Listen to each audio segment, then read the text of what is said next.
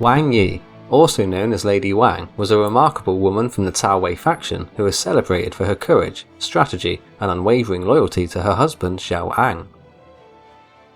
Unlike most women of her era, she actively fought in battle against a warlord from Liang Province, Ma Chao.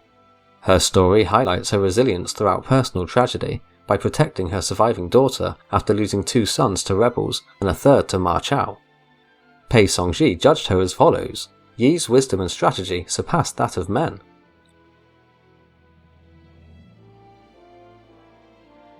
Wang Yi's birthplace and clan origins are unrecorded apart from her family name of Wang, and she likely hailed from Tianshui Commandery given her marriage into Zhao Ang's family. Her early life would have been typical of a scholar official's wife in a time when women of the elite class were expected to uphold Confucian ideals. Regarding domestic harmony and filial piety, she went far beyond, demonstrating her unyielding resolve. She had at least 4 children, at least 1 daughter, 2 unnamed sons who passed away early, and a third named Zhao Yue. Around the year 210, while Zhao Ang was serving as the prefect of Xiangdao County, he left his family in Xi District.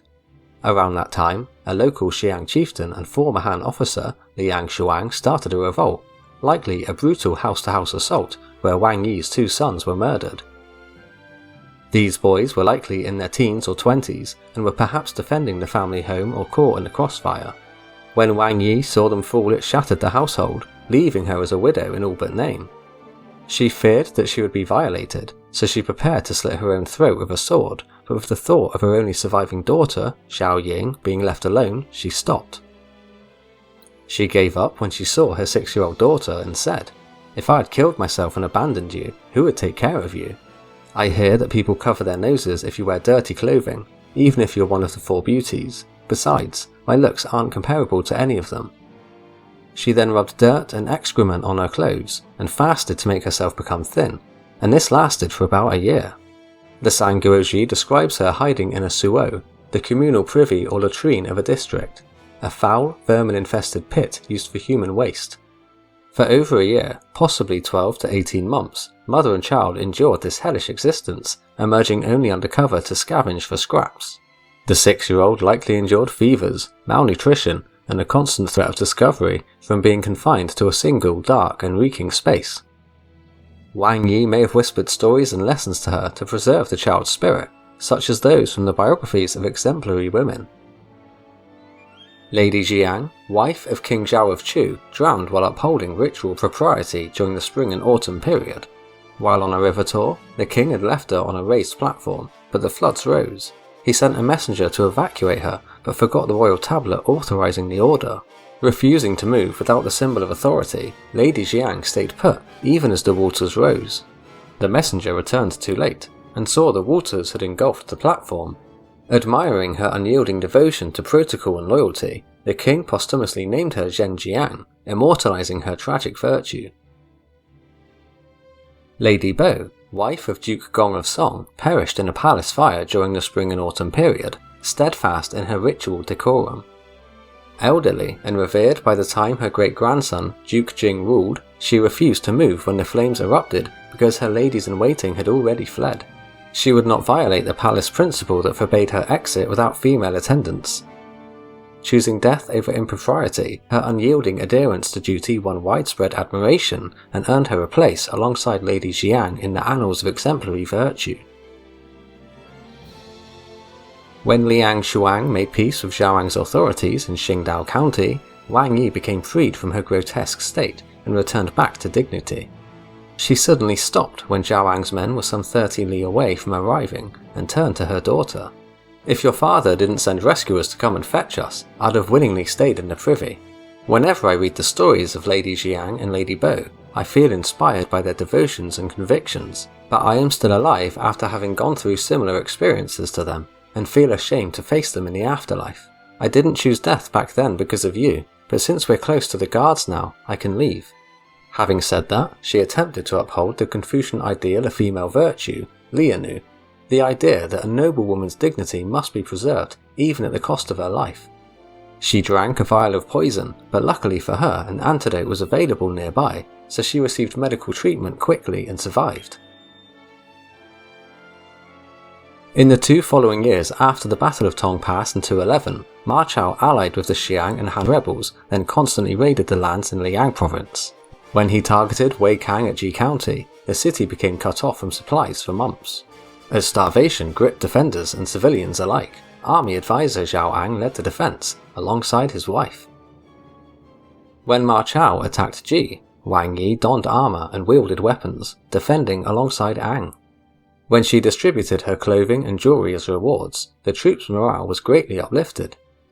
No other woman in the Sanguozhi is recorded as personally fighting in siege warfare, not to mention taking up arms on city walls. As famine worsened, Wei Kang looked to negotiate surrender to save the populace, but Zhao Ang opposed him, arguing that Ma Chao was not to be trusted. His advice was ignored, so he returned home in despair, but was met by his wife's response. "You may not be the one who holds counsel, but officials do also have moments to act beyond their rank. Given this dire situation, how can you follow the ordinary command hierarchy? Rally the officers and soldiers to fight to the death and defend with all of their might. As of now, the outcome is still uncertain, so we shouldn't act so hastily while looking for survival.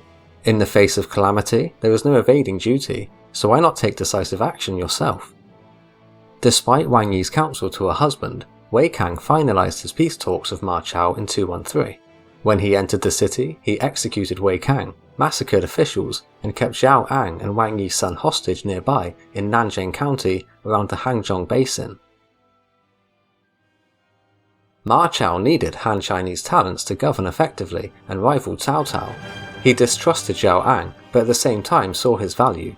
To this, Ma Chao's primary wife, Lady Yang, hosted a woman's banquet, a rare gender-specific space to assess Wang Yi's loyalty. Wang Yi's speech was a masterstroke of deception. In the past, Guanzhong became Chancellor of Qi and achieved hegemony. Yu Ye entered Qin and enabled Duke Mu's rise. This first part highlights foreigners who successfully served rival states to greatness. Now that Ji is newly pacified, talent must be used to govern it so his armies can contend with the Central Plains. This middle section flatters Ma Chao's ambition, while appealing to his need for administrators. The final part of her speech echoes Analects 219, "Raise the straight and set them over the crooked, and the people will submit." Wang Yi says, "Employ the talented, and let each exert their ability," twisting the phrase to serve Ma Chao's regime. Lady Yang was very impressed with Wang Yi's loyalty and befriended her, so Zhao Ang slowly started gaining Ma Chao's trust. Through his wife's efforts, Zhao Ang not only survived under Ma Chao's control, but was assigned administrative duties, gained intelligence, and plotted an escape. Zhao Ang secretly schemed with Yang Fu to contact Shaha Yuan, but was worried about his son who was still being held hostage. When he voiced fear for Zhao Yue's life, Wang Yi delivered one of the most uncompromising statements, sacrificing her 10 to 15-year-old son for the state. "Loyalty and righteousness are the core virtues of a person. Now we seek to erase our humiliation. We may die in fire or flood, so why does our son matter? Xiang Duo and Yan Hui live in history for righteousness. Shall I still cling to a child?" Zhao Ang hesitated at first, but he finally struck out in 213, leading to the Battle of Lucheng. From the siege of Ji to Mount Qi, Zhao Ang launched 9 attacks onto Ma Chao, and Wang Yi participated in all of them. Xiang Shu lured Ma Chao away, while Zhao Ang and Yin Feng seized Lucheng. Sealing the gates, Ma Chao became locked out. His counterattack with borrowed troops from Zhanglu besieged Xishan, which Zhao Ang and Wang Yi had moved to and defended with a small force. She devised 9 stratagems to endure a 30-day holdout until reinforcements under Shaha Yuan and Zhang He arrived.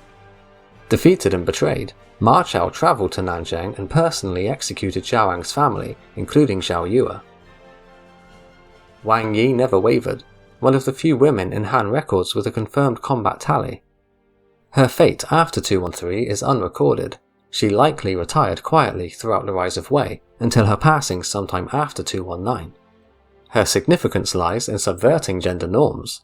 From victim to soldier, she maintained many Confucian ideals, such as loyalty and righteousness, all while wielding practical military skill.